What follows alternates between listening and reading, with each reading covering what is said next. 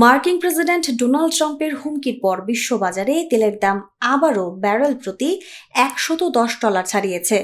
Hormuz প্রণালী দিয়ে জাহাজ চলাচলের অনুমতি না দিলে ইরানের অবকাঠামো ধ্বংস করা হবে বলে মন্তব্য করেন তিনি।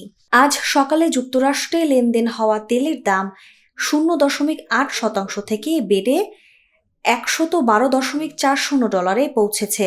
আর এশিয়ার বাজারে অপরিশোধিত ব্রেন্ট ক্রুডের দাম 1.6% থেকে বেড়ে $110.85 দাঁড়িয়েছে। এর আগে গতকাল নিজেদের সামাজিক যোগাযোগ মাধ্যম ট্রুথ সোশ্যালে অশালীন ভাষায় করা এক পোস্টে ট্রাম্প বলেন, মঙ্গলবারের মধ্যে এই গুরুত্বপূর্ণ জলপথ খুলে না দিলে যুক্তরাষ্ট্র বিদ্যুৎ কেন্দ্র ও সেতুতে হামলা চালাবে। ট্রুথ সোশ্যালে ট্রাম্প আরও লিখেছেন, মঙ্গলবার হবে বিদ্যুৎ কেন্দ্র দিবস এবং সেতু দিবস, সব একসাথে ইরানে। এর মতো কিছু আর হবে না। ওই অভিশপ্ত প্রণালী খুলে দাও পাগল বেজন্মার দল, নইলে নরকে বাস করতে হবে, দেখে নিও। আল্লাহর কাছে দোয়া করো, প্রেসিডেন্ট ডোনাল্ড ট্রাম্প। তবে ট্রাম্প ফক্স নিউজকে বলেন, সোমবার একটি চুক্তি হওয়ার ভালো সম্ভাবনা রয়েছে, তবে দ্রুত সমঝোতা না হলে তিনি সবকিছু উড়িয়ে দিয়ে তেলের নিয়ন্ত্রণ নেওয়ার বিষয় বিবেচনা করেছেন বলে জানিয়েছেন। প্রতিশোধ হিসেবে তেহরান হুমকি দিচ্ছে, যুক্তরাষ্ট্র ও ইসরায়েলের বিমান হামলার শুরুর দিন 28 ফেব্রুয়ারি থেকে কোনো জাহাজ এই প্রণালী ব্যবহার করতে চাইলে তাদের ওপর আক্রমণ চালানো হবে। ফলে মধ্যপ্রাচ্য থেকে তেল ও গ্যাস পরিবহন মারাত্মকভাবে ব্যাহত হচ্ছে। সাধারণত বিশ্বের প্রায় 1/5 জ্বালানি পরিবহন হয় এই সরু জলপথ দিয়ে।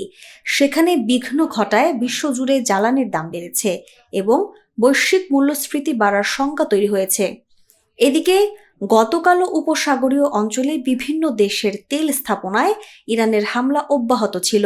5 এপ্রিল রোববার তেহরান, কুয়েত, বাহরাইন ও সংযুক্ত আরব আমিরাতের পেট্রোকেমিক্যাল কারখানায় একাধিক হামলার কথা স্বীকার করে। আজ সোমবার ইরানের বিপ্লবী গার্ড বাহিনী সতর্ক করে বলেছেন, তাদের দেশের বেসামরিক অবকাঠামোতে হামলা অব্যাহত থাকলে যুক্তরাষ্ট্রের অর্থনৈতিক স্বার্থের বিরুদ্ধে হামলা আরও বাড়ানো হবে। সৌদি আরব ও রাশিয়ার মতো বড় তেল উৎপাদক দেশের জোট ওয়েক প্লাস রোববার মে মাসের উৎপাদক সামান্য বাড়াতে সম্মত হয়েছে। তবে বিবিসি বলছে, প্রতিদিন 2,06,000 ব্যারেল উৎপাদন বাড়ানোর এই সিদ্ধান্ত বাস্তবে পুরোপুরি কার্যকর নাও হতে পারে, কারণ সংঘাতের কারণে জোটের কয়েকটি গুরুত্বপূর্ণ সদস্য দেশ উৎপাদন বাড়াতে পারছে না।